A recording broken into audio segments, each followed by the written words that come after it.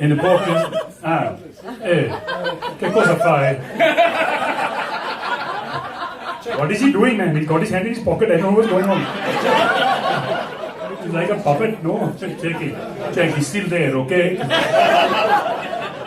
That's why they say che cazzo, because you want to know they're there, no? Okay, I'm allowed to swear in Italian anyway. I didn't know what I was going to do with them up here, but I thought it'd be a good photo opportunity. Okay, thank you very much. Off you go. These are Italians, and they want to be Italians, different. Huh? So one last thing. India and Australia, once upon a time, were joined together.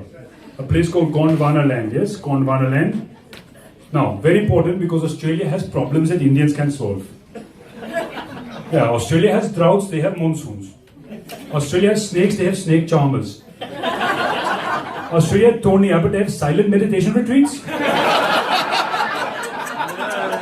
They follow holy cow, you follow turn bull. What is the difference, man? What the hell? Okay, I should go. How are you, sir? You look like confused about what's up. Sanjian. Armenian? Yes. Good on you.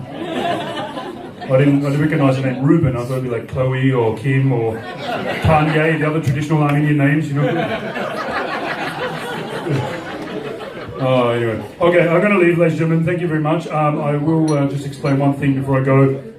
Hopefully you've all enjoyed yourself and we've had a laugh at each other and with each other, instead of fighting each other about the same things we could have had a laugh about in the first place. Yeah. That's my philosophy. I love it. I love the fact that there's so much diversity in this room. It's amazing. The two Peters getting married, that's wonderful. The two gay dads, it's amazing. Like, the whole thing has just changed, right? This youngster grew up in an instant. That's amazing.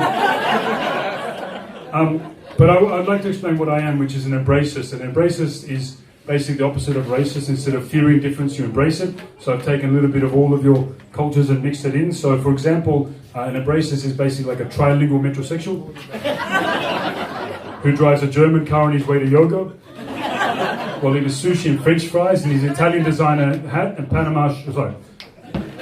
Italian designer suit and Panama hat, all made in Bangladesh. That would be better if I explained it properly. Anyway, it's probably time to go, is it? You, mate. No, more? Who have I missed? Oh, stage is mine, okay. All right, you got to, yeah, one or two more, one more. Very important, ladies and gentlemen, because do we all speak English here? Yeah. Otherwise, this is it. What do you speak, mate? English? Are you English? Oh, I'm terribly sorry. I've neglected you this whole time. Which part of England are you from? The cold part? You're from Yorkshire? Hang about, you're all from Yorkshire down there. How the hell did this language become #1 language in the world when nobody in England can speak it? What would you know? What the fuck would you know? What would I know? What the fuck would you know? You were born in sunny Scunny, mate. Hang on, Scunny as in Scunthorpe? Yes. Is your name Marcus Whitesmith? Exactly. Bloody hell, you couldn't get a more English name if you tried, man. Exactly. Get your hand out your pocket, you're not Italian. You'll be in there for days looking for that.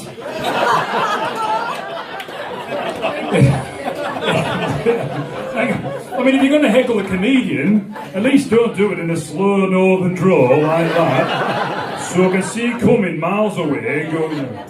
I'm only joking, mate, but I love England, mate. I went over to England, interesting place. If you're from the southern hemisphere, they ask you weird questions. They say, what on earth are you doing here?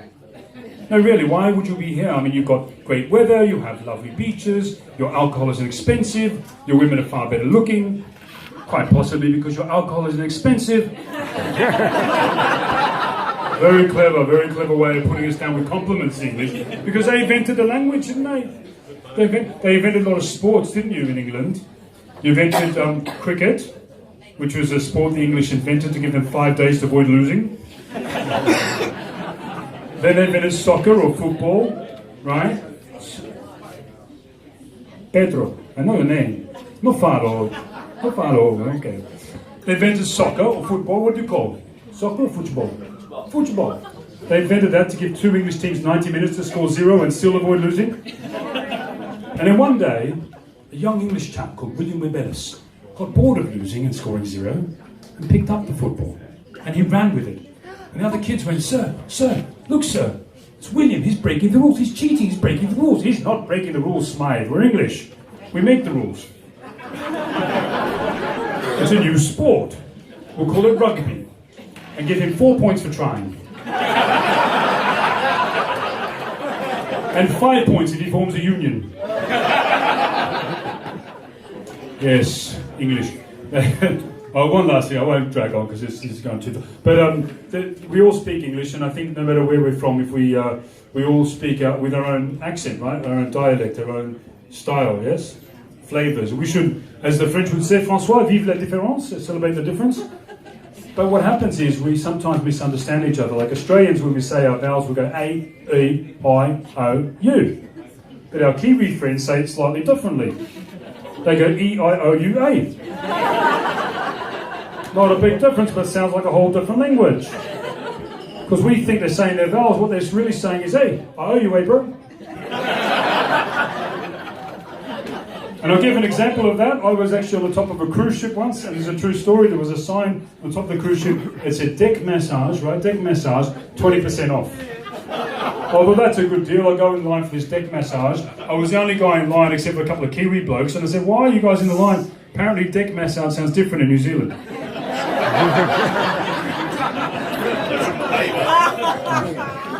Anyway, I'm going to end on this, ladies and gentlemen. One thing our English friends gave us was William Shakespeare, of course, you know, William Shakespeare. And when we studied Shakespeare at school, did you do Shakespeare in Brazil? Guillermo? You tried to do. Should be or not should be, I don't know. What is the question? Anyway, they used to do like this, to be or not to be, that is the question, whether it is noble in the mind to suffer the slings and arrows of outrageous fortune. Load of crap. When you go to British Midlands, where William Shakespeare came from, they don't speak like this, do they? They speak like this, hello mate, how you doing, would you like a cup of tea? I'm making a cup of tea, would you like one? So the real Shakespeare would have been more like this, to be or not to be, I don't know mate, why are you asking me, I wasn't even there, how long should I know? I don't know mate. And then I realised, why can't we all have our own versions of something, right? Why can't the Americans have an American Shakespeare? To sue or not to sue, that's my question. Why can't Irish people have an Irish Shakespeare? To be sure or not to be sure, can't quite be sure, but I'll find out, let you know tomorrow, shall I? Why can't Kiwis have a Kiwi Shakespeare? To be? Oh sweet, multiple choice.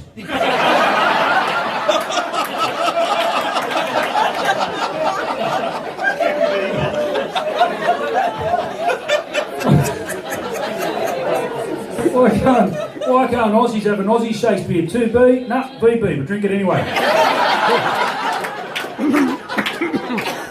Why can't our Indian friends have an Indian Shakespeare? 2B or not to be? Listen, give me 5B, I'll pay you for 3. Why can't our Chinese friends have a Chinese Shakespeare? Too big or not too big? Don't worry, one size fits all. Ladies and gentlemen, that's it for me. Thank you very much. I'm Sam McCool. Thank you very much. Thank you very much. Thank you.